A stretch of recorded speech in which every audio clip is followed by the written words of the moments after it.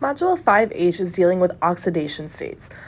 Oxidation states come back in the closer to the latter end of second semester as well when we talk about electrochemistry. But you need to be able to predict the products of oxidation reduction reactions and be able to assign oxidation states. So oxidation is basically when the number of, it's kind of a way to think about how the charge on an element. Is it a neutral charge? Is it a positive charge? Does it have a negative charge to it? It's a way to think about an overall charge within a species. Because sometimes what's transferring is electrons, not anything else. So chemists assign a number to each element in a reaction. We call these oxidation states. This allows us to determine the electron flow in a redox reaction. Oxidation states are not ion charges. They may match, but it is completely coincidental, okay? So they often match for metals and such. Like Fe2 plus has a oxidation state of +2. That is coincidental. Oxidation states are absolutely imaginary charges that are based on a set of established rules. Ion charges are real and measurable. So why do we use oxidation? Because we want to be able to describe where the electrons are going. Redox reactions are when you have a reduction and oxidation reaction. They're reactions that are coupled up. And you'll learn how to balance redox reactions in second semester. We'll really focus on balancing them at that point. But right now, you need to be able to recognize oxidation states. What is a reducing agent, oxidizing agent? What's being reduced, what's being oxidized? And you need to be able to do titration. Do redox titration data or analyze redox titration data. So some of this, again, you will see second semester as a review, but you do need to learn it now as well. So oxidation reduction. Oxidation is defined as losing electrons. So we call it oil rig. Oxidation is loss. Reduction is gain. Reduction is the gain of electrons. The other way you'll hear it is Leo the lion goes grr. Losing electrons is oxidation, gaining electrons is reduction. These are the two most common mnemonics, oil rig or Leo the lion goes grr. I personally just remember oil rig. Other people like Leo the lion goes grr. I don't care either way, but use one or make up one that you remember, because if you're losing electrons, your species is being oxidized. If you're gaining electrons, your species is being reduced. The oxidizing agent is something that oxidizes another species. In order to oxidize something else, it has to be reduced. So if it's oxidizing something else, it's causing something else to lose electrons. That means it itself is accepting those electrons. A reducing agent is the substance that reduces another species, meaning it's oxidized itself. In order to reduce something else, you have to give up your own electrons to let something else be reduced. So the way that Dr. Fry likes to describe it is not a bad way to think about it. It's your oxidizing agent steals electrons from an unsuspecting element. Because an oxidizing agent has to be reduced itself, meaning it has to gain electrons, it has to take those electrons from somewhere, so we call it a thief. Your oxidation agent is your thief. It's stealing your electrons. Oxidation agents and reduction agents, or reducing agents, are reactants, not products. There are a series of rules we follow for oxidation states and oxidation states in numbers. So determining oxidation states or oxidation numbers. We can use the word state or number interchangeably. The easiest way to approach oxidation reduction reactions is by focusing on the oxidation state of each element and seeing how it changes. So we have 4 rules we're going to follow to determine your oxidation state or oxidation number. The oxidation number of an element in its neutral elemental form is 0.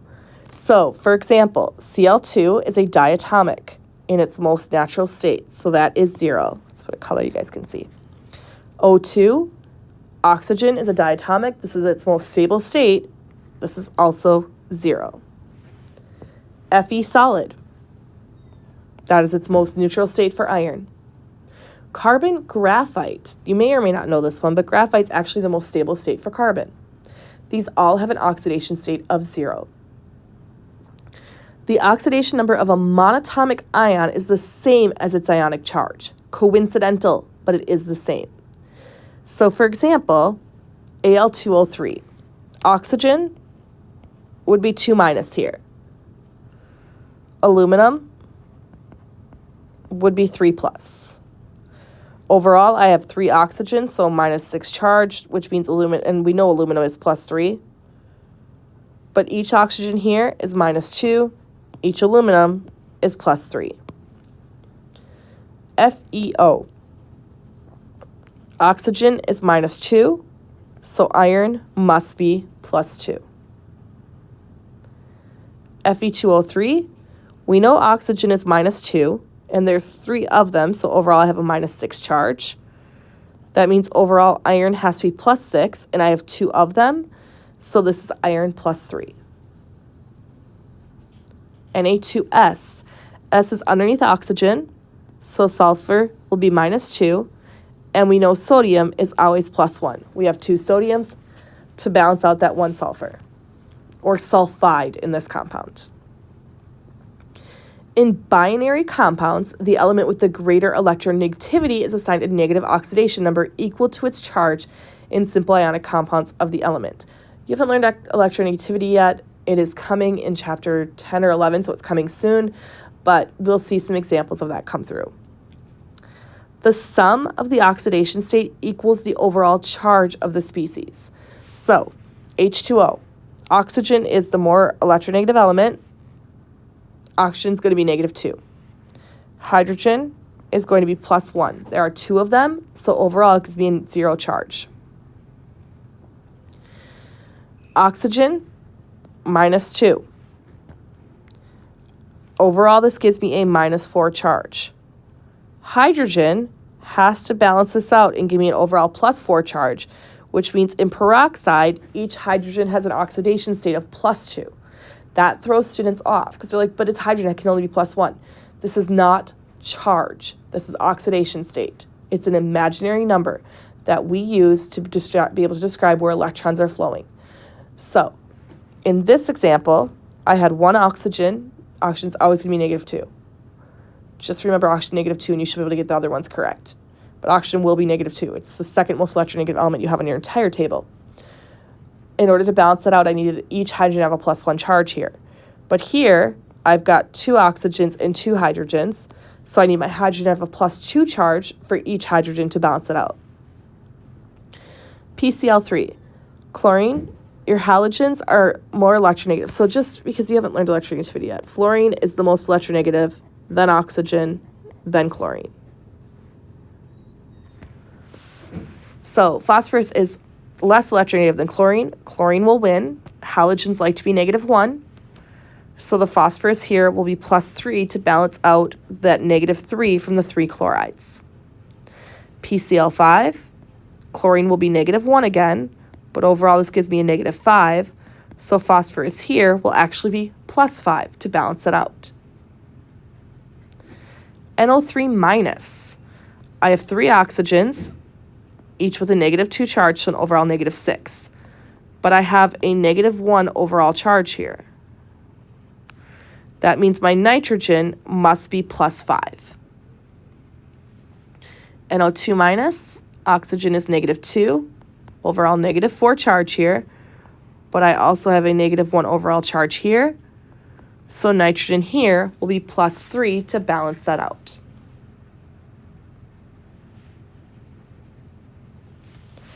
Some generalizations on oxidation numbers. Metals can only have positive oxidation states or 0. They will not be negative. Nonmetals can have both positive and negative oxidation states or 0. So nonmetals, no rules. They can do what they want. I mean, there's rules. You have to follow the rules in the previous page, but they can be positive or 0, whereas metals can only be positive or 0. Metals will not be negative. The highest oxidation state an element can have is equal to the number of valence electrons it has. So what I mean by that is like your halogens can go from -1 up to +7 because they're group 7. They have 7 valence electrons. The lowest oxidation state an element can have is equal to the number of valence electrons -8. Halogens have 7 valence electrons. They can go down to -1.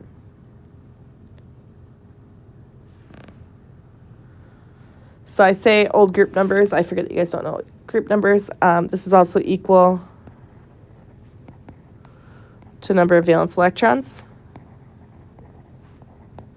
When I mean old group numbers, I mean you've got groups 1 and 2 that are still numbered the same. You got your transition metals in the middle. And then we have 1, 2, 3, 4, 5, 6, your P block here. This used to be called 3, 4, 5, 6, 7, and 8. And so when we ignore the transition metals and count across, it tells you your valence electrons really easily. So this is equal to number of valence electrons minus 8. So grab a periodic table and answer these questions quick. What is the highest oxidation state that chlorine can have? Looking at chlorine, we know the highest oxidation state an element can have is equal to its number of valence electrons. When I look at chlorine, chlorine has 7 valence electrons, which means it can have a +7 charge. What's the lowest oxidation state that chlorine can have? The lowest oxidation state an element can have is equal to the number of valence electrons minus 8. Halogens can go down to -1. What about magnesium? What's the highest oxidation state magnesium can have? Well, this is equal to the number of valence electrons that species has. Magnesium is group 2, alkaline earth metal, so +2. Lowest oxidation state, magnesium is a metal. Metals can only go down to 0.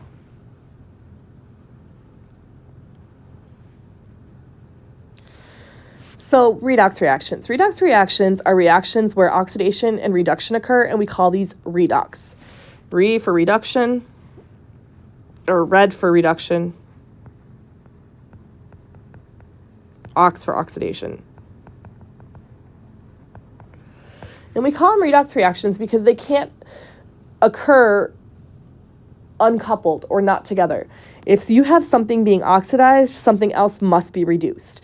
We can't just create or destroy matter, and so therefore we can't just create or destroy electrons. They have to come from somewhere and they have to go somewhere. So if someone's gaining electrons, those electrons had to be lost somewhere else. So oxidation cannot occur without reduction. One substance cannot be oxidized unless another substance is reduced. The easiest way to approach redox reactions is to determine the oxidation state or oxidation number of every element in the reaction. And from there, you can determine where did the electrons go. So, previous definition of oxidation, we said it was losing electrons. A more useful definition of oxidation is an increase in your oxidation number or state. Previously, I defined reduction as gaining electrons. A more useful definition would be a decrease in oxidation number or state. An oxidizing agent is still the substance being reduced. It oxidizes something else. And the reducing agent is still the substance being oxidized. It's reducing something else. In order to be an oxidizing agent, a substance must contain an element in one of its higher oxidation states.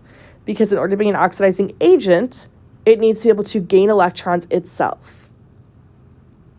In order to be a reducing agent, a substance must contain an element in one of its lower oxidation states, because in order to be a reducing agent, it has to be able to give up electrons. It has to be able to lose those electrons to reduce something else. So I say here, what's the difference in oxidation reduction between general and organic chemistry? You'll see this again probably in second semester, but a little chart just to try to help you guys, because you will see oxidation reduction differently in Gen Chem and organic. In Gen Chem, we say oxidation is when you have a decrease in the number of electrons or an increase in your oxidation number.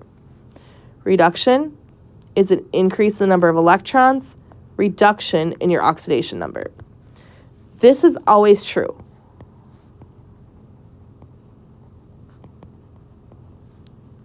It's your fundamental definition.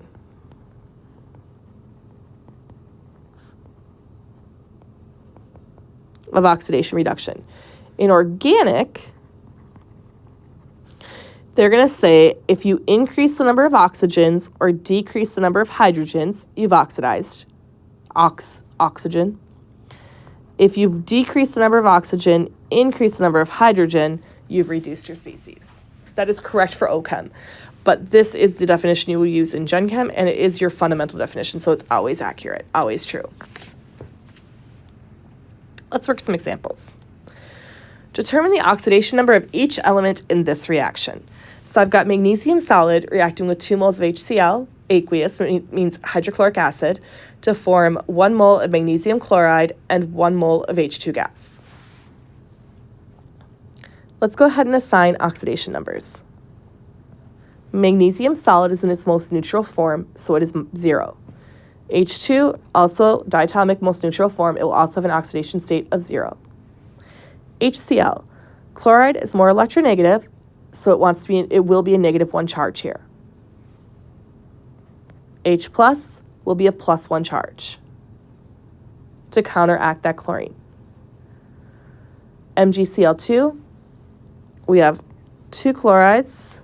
Each one is -1 charge, so an overall -2. And magnesium can either be +2 or 0, and we see here it is in a compound, so it will be +2.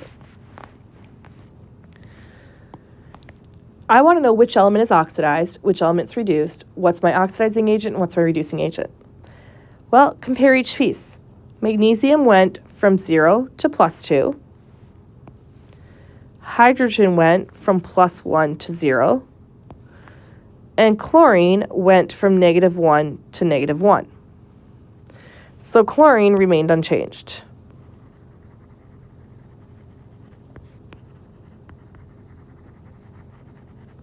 Since it remained unchanged, I can probably ignore it.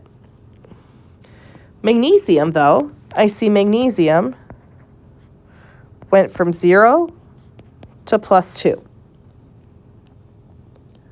What does that mean? Does that mean that it gained or lost electrons? It went from a 0 charge to a +2 charge. So it lost 2 electrons. What is loss of electrons? Well, I remember it as oil rig. Oxidation is loss. So magnesium was oxidized. Hydrogen went from +1 to 0. To do that, it had to gain 1 electron. Actually, I had 2 hydrogens, that's why I form H2, but each individual hydrogen gained 1 electron. Reduction is gain, so this was reduced. So which element is reduced? H plus was reduced. What's my oxidizing agent? Oxidizing agent oxidizes something else.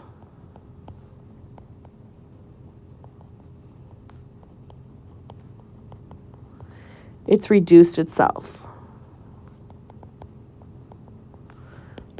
So H plus. And reducing agent reduces something else.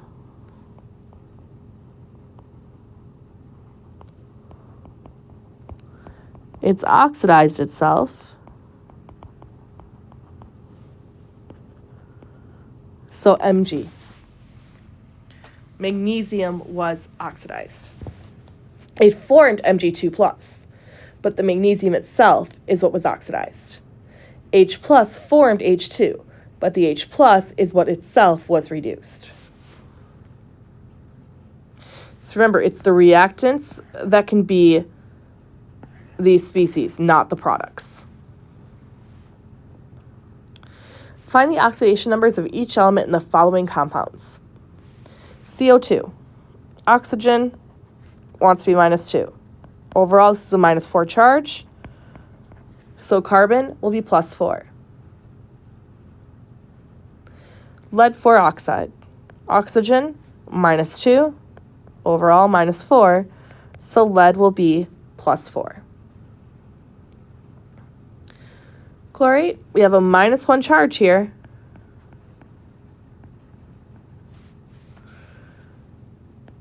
oxygen, -2, overall -6. The chlorine here will be +5. How do I know, when you guys haven't learned electronegativity yet, which one's going to win? First of all, if you just remember, fluorine is most electronegative, then oxygen, then chlorine. But the other way to know, truthfully, is that we usually write the more electronegative species second. So the species that's written second is almost always going to be the one that's going to carry that negative charge.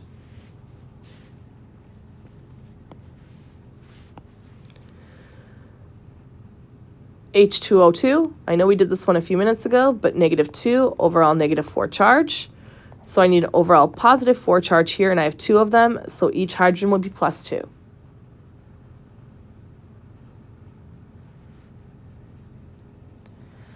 And determining the oxidation agent or reducing agent in each reaction below. CuCl2. Each chloride is a -1, which gives me an overall -2 charge, which means the copper must be +2.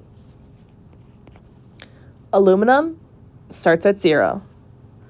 Copper here is at 0. Chlorine, -1, overall -3. Aluminum +3. So I see that my copper went from +2 to 0. In order to go from +2 to 0, it had to gain 2 electrons. Therefore, copper was reduced.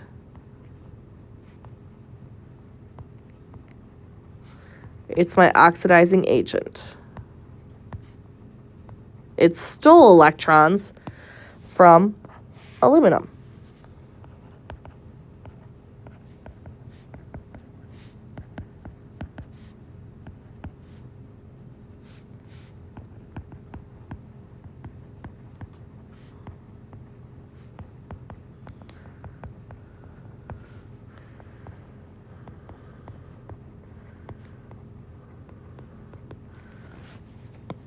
What about Fe2O3 plus 3CO, giving me 2Fe plus 3CO2?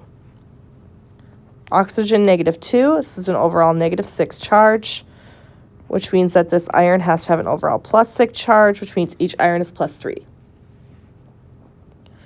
Carbon monoxide, oxygen is -2, which means this carbon has to be +2. Iron here is 0. Carbon dioxide, each oxygen is -2, so overall -4. Which means this carbon must be +4. So I see iron changed and carbon changed. So Fe went from +3 to 0, meaning it gained electrons.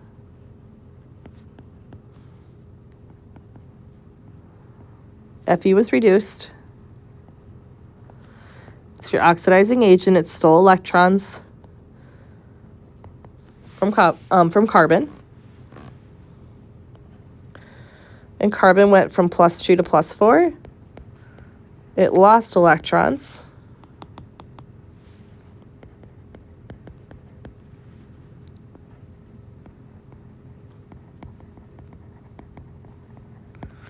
Carbon was oxidized. It's your reducing agent.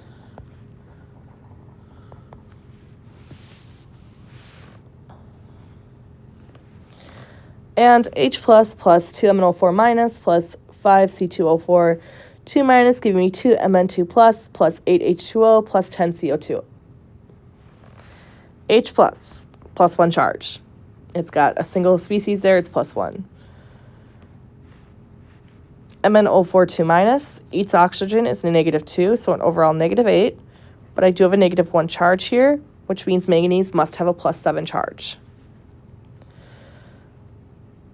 Oxalate, each oxygen -2, so an overall -8 charge here, but I do have a 2 minus here, which means overall these carbons have to be +6, so each carbon must be +3.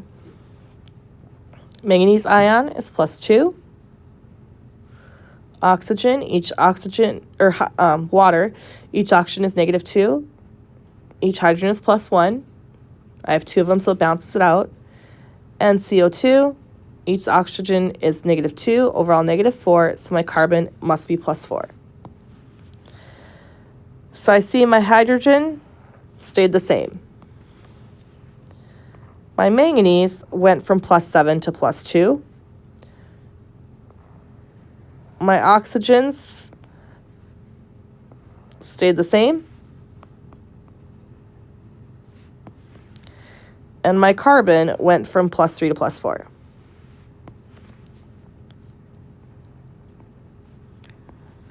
So manganese went +7 to +2. To do that, it gained electrons. It's still a positive charge, but it did gain electrons. So manganese was reduced.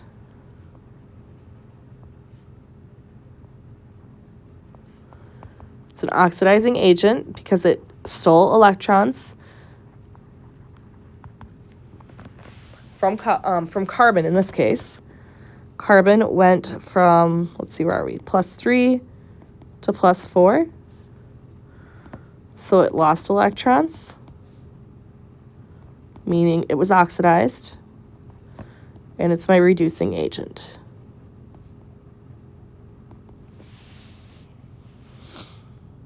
So please practice these. They're good practice to have, understanding oxidizing reducing agents, and then that will